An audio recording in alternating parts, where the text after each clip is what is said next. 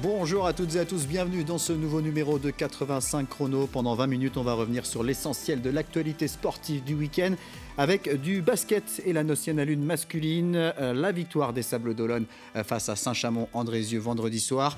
Il y aura du football également avec la division 3 féminine et la Roche-ESO tenue en échec sur sa pelouse ce dimanche. En ring hockey, la série de matchs nuls se poursuit pour le Poiré en National 1. Nous irons également à la rencontre de l'équipe de roller hockey de Mouilleron-le-Captif et puis nous reviendrons sur la 21e édition du Trail du Champ du Loup qui avait lieu ce week-end du côté de Chantonnay. Un bon programme donc pour ce nouveau numéro de 85 chrono qui démarre maintenant.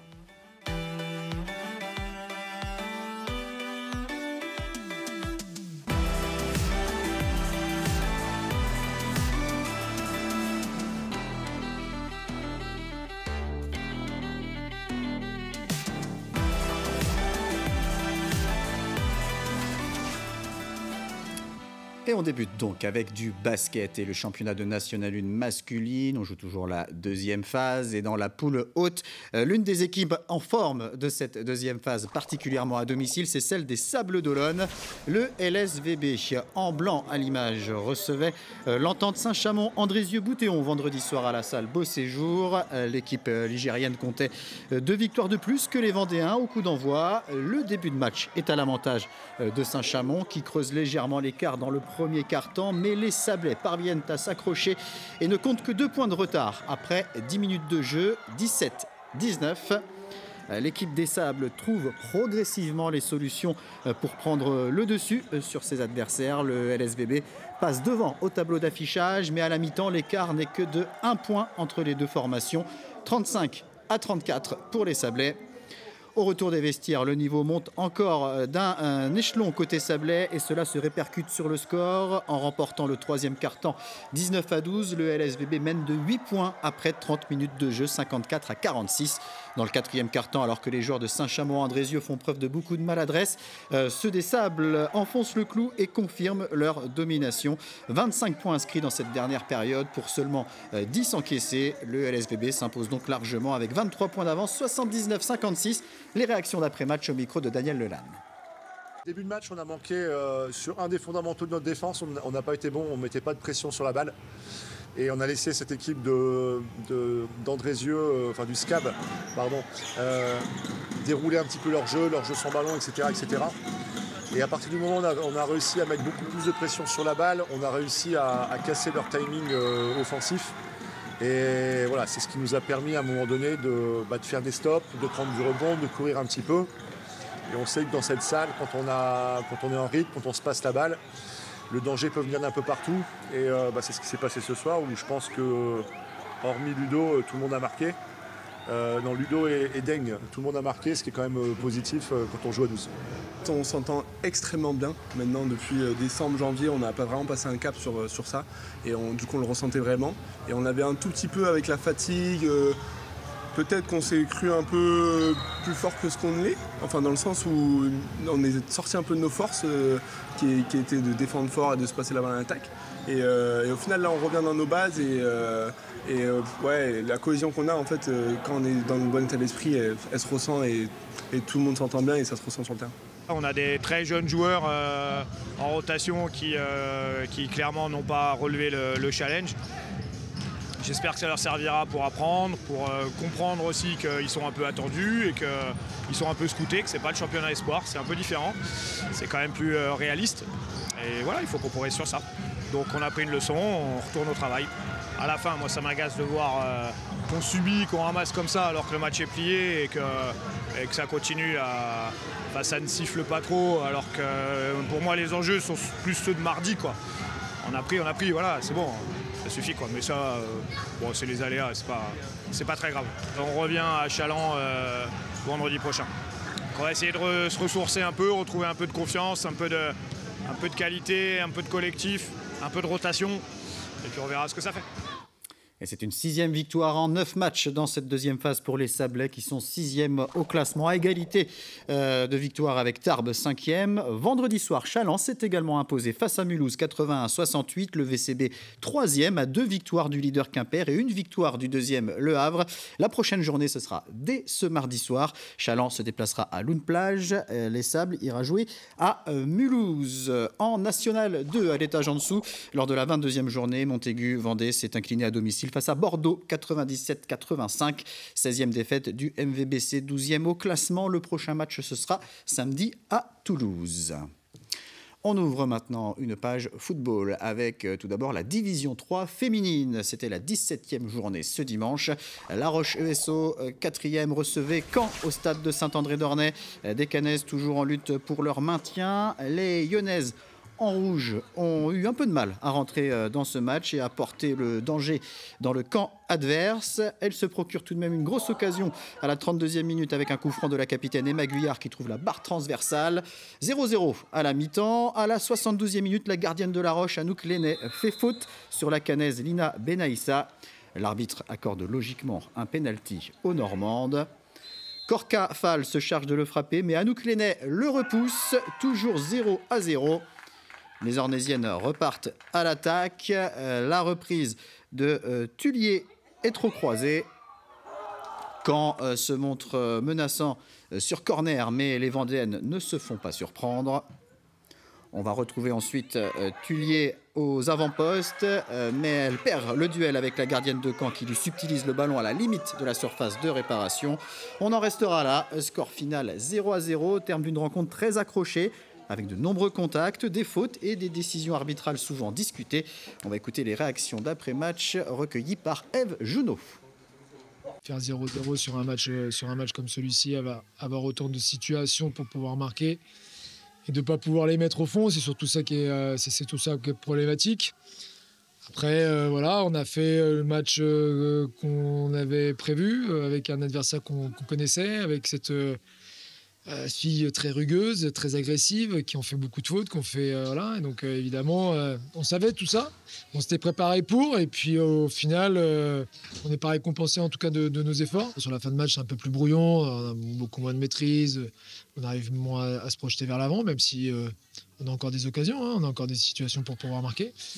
On n'a pas réussi aujourd'hui, mais bon voilà, on n'a pas pris de but non plus, on aurait pu sur le penalty, parce que si on finit à 1-0, c'est vrai que ça peut être en notre défaveur, mais au final, c'est plutôt le côté négatif quand même. Une équipe qui joue le maintien, c'est jamais facile à jouer. Et donc c'est vrai qu'il y a eu beaucoup d'engagement, beaucoup de duels. Mais je pense qu'on a quand même fait un bon match. On a été présente dans les duels. Un peu de manque de réalisme devant le but. C'est vrai que sur les derniers matchs, on avait su marquer des buts puisqu'on était resté sur 2 matchs, notamment la victoire à Longwy 4-0. Le match où on fait match nul ici chez nous contre Bourges, où on se fait égaliser à la dernière minute. Donc c'est des regrets, mais on espère gagner le week-end prochain. On avait une défaite à l'aller.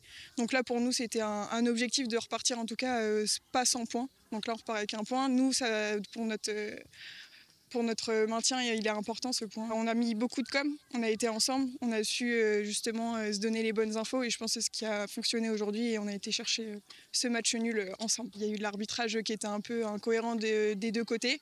Ça a tourné en notre faveur, on va pas s'en plaindre aujourd'hui. Maintenant, on a été jusqu'au bout, on s'est battu aussi pour avoir ce match nul. Donc après, on va pas tout mettre sur l'arbitrage, après ça se passe sur le terrain. Et au classement, La Roche ESO est toujours 4e à 6 points du leader Auxerre. Il reste 5 matchs à disputer. Le prochain pour les Ornésiennes, ce sera dimanche avec un déplacement à Saint-Denis. Toujours en football chez les hommes, en National 2, à l'occasion de la 25e journée. Victoire des Herbiers à Poitiers, 4-1. Le VHF 4e au classement. Victoire également pour La Roche Vendée Football à Dinan-Léon, 1-0. Les Lyonnais sont 8e. Le Poiré-sur-Vie, en revanche, s'est incliné à domicile face à Granville, 1-0. Les Genoux, d'ores et déjà relégués en N3, sont toujours lanterne rouge. Prochaine journée, le week-end prochain. Vendredi, La Roche accueillera Bourges. Samedi, les Herbiers affronteront Dinan-Léon et le Poiré se déplacera à Locminé. Et puis en National 3, c'était la 22e journée ce week-end. Victoire de la Châtaigneraie face à Vitré, 2-1. La Châtaigneraie 3e à 2 points du leader Choret. Match nul pour Fontenay à Rennes, 2 buts partout. Les Fontenaisiens 5e. Même score, 2 buts partout entre Angers et Chaland. Les Chalandais sont 8e. Et puis victoire de la Roche-ESO face à Saint-Philbert, 2-0. Les Ornésiens 10e, à égalité avec le 7e. La prochaine journée, ce sera samedi prochain, avec notamment un derby entre Fontenay et la Roche-ESO. Et puis un dernier mot de football, puisque ce lundi est marqué par le début de la 52e édition du Mondial Football de Montaigu. Il débute avec 3 rencontres du Challenge Nation féminin dans la catégorie U16. La Suède affronte le Mexique à la Boissière-des-Landes. Le Japon est opposé à l'Angleterre à Saint-Laurent-sur-Sèvre. Et la France joue face au Portugal à Montaigu. On rappelle que l'équipe de l'Espagne s'est désistée ces derniers jours pour ce mondial de Montaigu. Ce mardi débutera le Challenge Nation masculin avec 4 matchs à partir de 18h30. Japon-Angleterre à Ardelais, Mexique-Portugal à la Châtaigneraie, Cameroun contre la sélection de Vendée U17 qui remplace la Côte d'Ivoire, ce sera à Talmont-Saint-Hilaire. Et puis la France affrontera la Chine à Montaigu. Le Challenge Club débutera vendredi. À noter que la finale du Challenge Nation féminin aura lieu dimanche prochain. Et puis, traditionnellement, au lundi de Pâques, il y aura les finales Challenge Nation et Club masculin. 3 finales à suivre sur l'antenne de TV Vendée. Un résultat de handball maintenant avec le championnat de national de masculine. Défaite de Pouzauges à domicile samedi lors de la 19e journée. Pouzauges battu par Saint-Valery-en-Caux 28-27. Le PVHB, toujours 3e au classement, se déplacera à Villemomble lors de la prochaine journée le 26 avril. On passe maintenant au ring hockey avec le championnat de National 1 Élite, la 16e journée, et le Poiré-sur-Vie qui restait sur 4 matchs nuls consécutifs recevait un gros morceau. Samedi soir à la salle de la Montparière, Dinan-Quéver, 2e au classement. Les Genoux, dans leur traditionnelle couleur orange et noire, ouvrent le score à la 5e minute par Oscar Pérez. 1-0, c'est le score à la mi-temps. 3 minutes après la reprise, Quéver égalise avec un but de Thomas Cardozo. Ça fait 1 partout. À la 31e minute, les Bretons obtiennent un coup franc direct. Corentin Turluer le manque mais récupère la balle et trompe le gardien. Quéver prend l'avantage, 2-1. À la 36e minute, le Poiré obtient à son tour un coup franc direct. Javier Agnon Suarez trompe le gardien et permet aux Genoux d'égaliser à 2 partout. On passe à la 41e minute avec un 3e but pour Quéver. Il est inscrit par un ancien joueur de la Vendéenne, Facundo Alminana. Quéver reprend l'avantage 3-2. 3 minutes plus tard, le Poiré obtient un nouveau coup franc direct et c'est de nouveau Javier Agnon Suarez qui se présente face au gardien. Il remporte de nouveau son duel et remet une nouvelle fois les deux équipes à égalité 3 partout. Dans les dernières minutes, le gardien du Poiré, João Franco Queiroz, se montre héroïque en repoussant plusieurs coups francs directs et offensifs bretonnes. Le portier parvient à préserver ce bon point obtenu par les Genoux. Score final 3 partout et un 5e match nul consécutif en championnat pour le Poiré. On écoute les réactions d'après-match au micro de Daniel Lelanne. Je pense qu'on a fait... Déjà, Quéver, on a fait un gros match chez eux. Avant de commencer le match, je parlais au gars que c'était un match référence pour nous. Aujourd'hui, je pense qu'on est arrivé à faire un match dans le même sens. La chance que nous a manqué le dernier match, je trouve que parfois d'injustice. Aujourd'hui, ça a été de notre côté. Fait partie du sport. Cet groupe travaille énormément pour faire des matchs comme ça. Et je pense qu'aujourd'hui, on a été privilégiés de ça. Après, dans les matchs, on savait forcément que Quéver, c'est une équipe presque professionnelle, qui joue encore les titres, une équipe de Champions League. Après, de notre côté, on savait notre arme aussi, on sait que cette piste est difficile, on a bien préparé les matchs. Je suis vraiment content avec 7 points qu'on a cherché ce soir. Et ça fait du bien. C'est une grosse équipe du championnat français. Ils ont joué Champions League, Coupe d'Europe. Ça fait toujours plaisir de compétir avec une équipe comme ça. Et je pense qu'on a été dans le match et on a fait un des meilleurs matchs jusqu'à maintenant de la saison, je pense.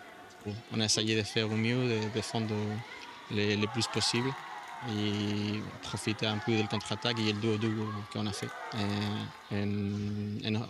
offensivement. C'est un match très très décevant. On a beaucoup d'occasions, on ne les transforme pas. D'ailleurs, on est peut-être l'équipe de tête qui marque le moins. Et bon, et là, ça se voit, hein, quand on a des occasions, on ne les met pas dedans. Après, c'est très compliqué de gagner à l'extérieur surtout. On a pressé tout le match, on a récupéré des balles, on a eu des occasions, on a joué par moments bien. Mais bon, ça n'a pas suffi parce que dans cet sport-là, gagne celui qui met la balle beaucoup plus de fois que l'adversaire dans la cage. Et nous, en ce moment, on ne fait pas. Je pense que c'est une très très mauvaise opération ce soir. Et après ce nouveau match nul, le Poiré occupe la 7e place au classement avec 21 points. La Vendéenne, battue sur le terrain du leader Saint-Omer 5-2, occupe la 4e place à 3 points du podium.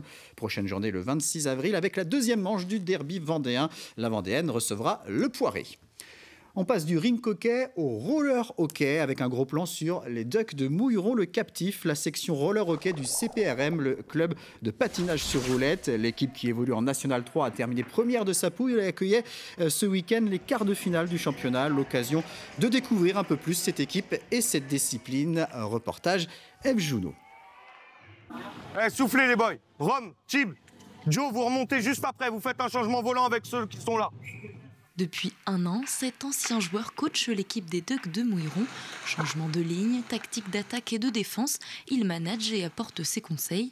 Mais la cohésion surtout, Christopher y met un point d'honneur. La cohésion, c'est dans un sport collectif avec du physique, principalement, c'est primordial. C'est au moins 40% de l'équipe.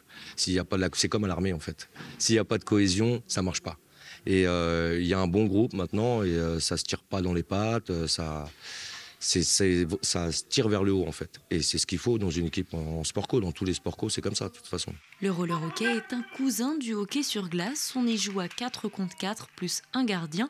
L'objectif, réussir à glisser le palet au fond du but. Une discipline qui associe physique et technique. Ici, on va dire qu'on est un peu, entre guillemets, le futsal du foot. Voilà. Nous, le roller hockey, par rapport à la glace. C'est différent, le palet glisse moins. C'est peut-être un peu plus technique parce que du coup, il y a moins de vitesse. Et les rollers sont un peu plus lourds que des patins. Faut se l'avouer, les roues, ça prend du poids quand même. Après, voilà, c'est la même crosse, c'est le même jeu. Voilà, ça diffère un tout petit peu, mais ça se ressemble énormément quand même.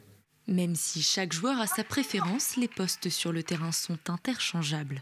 J'ai des attaquants qui sont propres attaquants et des défenseurs qui sont purs défenseurs aussi.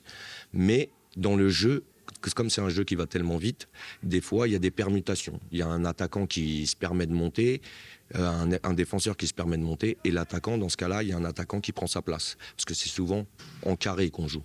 Un casque orné d'un joli canard orange sur la tête, c'est la récompense qui est attribuée à l'homme du match. Il y a ça dans beaucoup de clubs, que ce soit de hockey, glace ou roller. À chaque fois, à la fin du match, on élit un joueur qui est sorti du lot, qui a fait un bon match. Donc ce soir, c'est moi qui ai eu l'honneur de l'avoir. Donc je pense que j'ai fait une bonne game. Pour la plus jolie cascade, c'est un vieux patin à glace, un peu moins glamour. Et à noter que les Ducks de Mouilleron ont remporté leurs 3 matchs ce week-end face à Bousse, Dourdan et Nantes. Ils joueront donc les demi-finales les 10 et 11 mai prochains. Allez, des résultats de volleyball maintenant avec la Nationale 3 masculine. Lors de la 16e journée, Montaigu-Vendée-Boufféré s'est incliné face au Neptune de Nantes 3-7-1. Les Vendéens 7e avec 7 points d'avance sur la zone rouge. Mais comme il reste 2 journées à disputer, le maintien est assuré. Prochain rendez-vous le 26 avril à la Chapelle Saint-Aubin. Et puis en Nationale 3 féminine, les Landes-Génusson se sont inclinés 3-7-2 lors de cette 16e journée. Elles empochent 1 point et les Landaises sont désormais assurées de se maintenir à 2 journées de la fin. Elles aussi, prochain match le 26 avril à domicile contre le leader Quimper. On termine avec des images de course à pied, et plus précisément de trail, avec le trail du Champ du Loup. La 21e édition avait lieu ce week-end à Chantonnay, compétition organisée par le Chantonnay Raid. 1400 coureurs ont participé aux différentes épreuves qui affichaient toutes complets au programme des trails de 13 et 23 km en journée ou de nuit, un trail de 42 km, mais aussi la fameuse 8-5, une course de 8 heures et 5 minutes à disputer à 2 ou à 4. À noter que cette 21e édition était la dernière organisée à cette période de l'année. Les organisateurs doivent s'adapter à une nouvelle réglementation concernant le site où ont lieu les courses. On va écouter le président du Chantonnay Raid, mais aussi le vainqueur du 13 km au micro de Florian Bosniak. C'était un profil assez trail du coup avec 350 mètres de D+, je crois, donc c'était que du chemin, 95%, très peu Très peu de route et voilà, un peu de gadou, des montées, descentes, donc voilà, très sympa. C'est quand même pas mal de montées, il y a des endroits quand même assez techniques. Et puis la fin est assez dure, ouais, avec une grosse montée pour terminer. Et puis effectivement la boue qui rend la chose un peu plus compliquée. Ouais. On est parti, moi je suis parti devant direct, donc c'est parti assez vite parce qu'on est sur une partie plate au début. Et puis après, au fur et à mesure, j'ai continué de progresser comme ça jusqu'à temps d'être tout seul et puis de finir en tête du coup. L'année prochaine, on change de date. On va passer début juin, le 6 et 7 juin. Donc ça va changer dans le calendrier. Il va falloir réhabituer les coureurs à cette nouvelle date. En fait, c'est qu'on est sur le site du Champ du Loup du coup, et c'est un espace naturel sensible. Et donc, par rapport à la période de nidification, on n'a pas le droit d'organiser de courses chronométrées pendant une période jusqu'au début mai. Et donc, on est obligé. On a eu une dérogation cette année. Mais on n'aura pas de dérogation l'année prochaine, on est obligé de décaler. Et donc on a trouvé dans le calendrier le trou à ce moment-là. On voulait absolument faire ça avant les vacances d'été pour pouvoir organiser tranquillement. Et donc 6 et 7 juin l'année prochaine. 85 chronos, c'est terminé pour aujourd'hui. Merci beaucoup de votre attention et je vous dis à très bientôt sur TV Vendée.